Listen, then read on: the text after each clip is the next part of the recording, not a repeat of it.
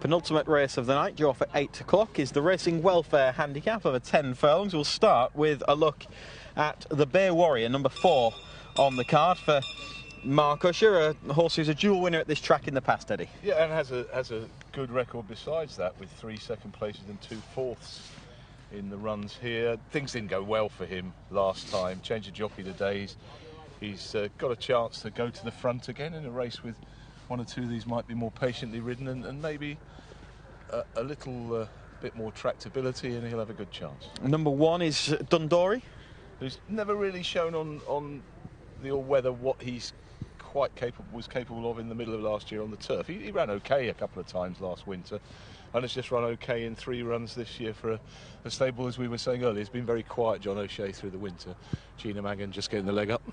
Let's go back across to number 8 in the red headgear, and that is Persian Wolf for Phil McEntee and Josie Gordon. Yeah, step up in class for this horse. Has been running well in lesser grade, 0 to 55s and classified stakes the last few runs, and he'll have to. He ran really well last time over this course and distance, but it is a step up in grade. Drop back another 1, and the grey sheep, can't see the number, but the blue trim, that is McTed for Joe Parr and Alice Bond.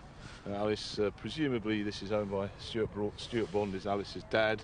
This is the first run in his colours.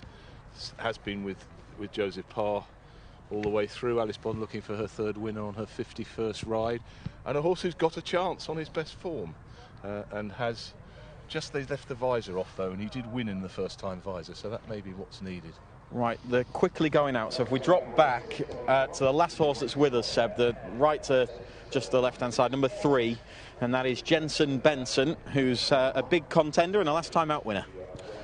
Yeah, I don't like the way he's walking particularly. Just looks a little bit shuffly on his front legs, but he's got another one who's got a really good record round here. It was a grinding success, I think, here last time over course and distance under Thomas Greatrex, who again has the ride.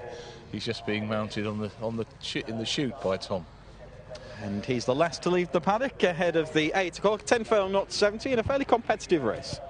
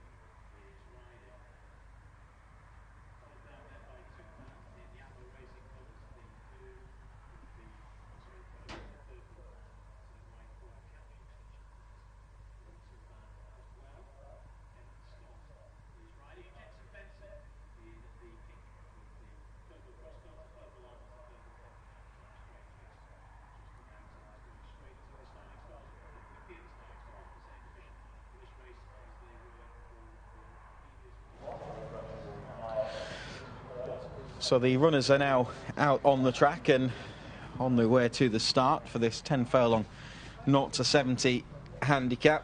Tactically, Eddie, how do you think this one might play out?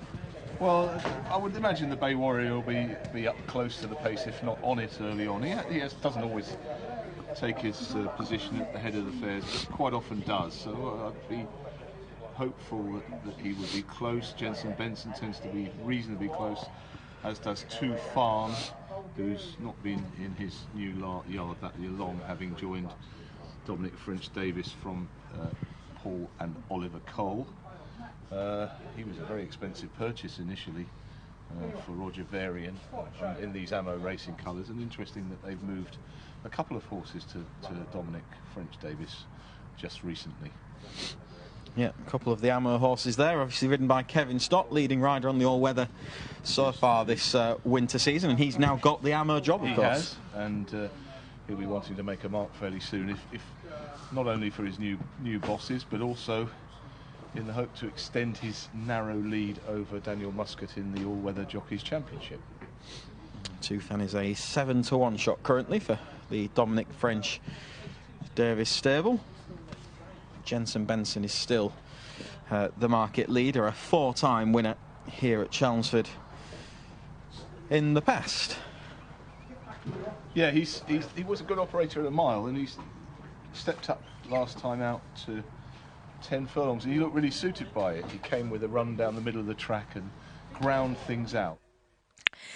There is Jensen Benson, and we'll have a look at how he is faring at the top of the market. He's still market leader at 2-to-1. The Bay Warrior is just in behind at 100-30, and then not far behind that is Western Beat at 7-2, 15-2 for Tupan McTeed, 8-1, 16-1 for Persian Wolf, 22-1 for Dundori, and Comfy is 80-1. So Jensen Benson, can he do it here? Let's go back to Chris and Eddie. Yeah, 4-time course winner Jensen Benson in the past, and he's got that inside draw, which is probably a bit of a help, Eddie, from what we've seen tonight. Yes, you'd have thought so. He's a good operator around here. I must say I didn't like the way he was walking around the paddock. I just felt he looked a little bit short on his in front, but that may just be him. Sometimes I've been able to view him in the paddock, but he's become a course specialist here, and the step up to 10 furlongs seemed to suit him last time. He didn't win in the start of a miler, though. He really grounded out over the trip, and he has been placed on his other 2 attempts at this distance as well. Just have a look at Western Beat as well, who's coming into this on the back of a win, and it would be a poignant success for all concerned, because I just want to pass on condolences from myself and everyone at Racing TV as well to Mick and David, and of course Joanna, who rides, the passing of Alice Easterby earlier on today.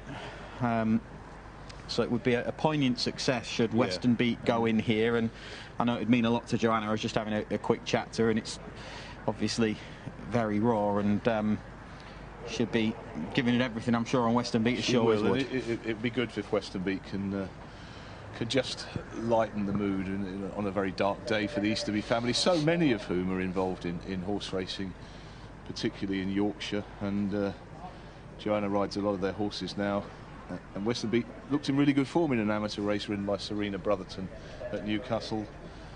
Got the job done well, and if she's in that sort of mood, and she's a little bit in and out, she should go well again. Yeah, she should run a good race once again. The last few are going forward. The Bay Warrior, who's the likely pace forcer in this field, is going in. It leaves 2 left to load. I'll definitely be cheering on Western Beat here. Hopefully she can go close. Last one's going in.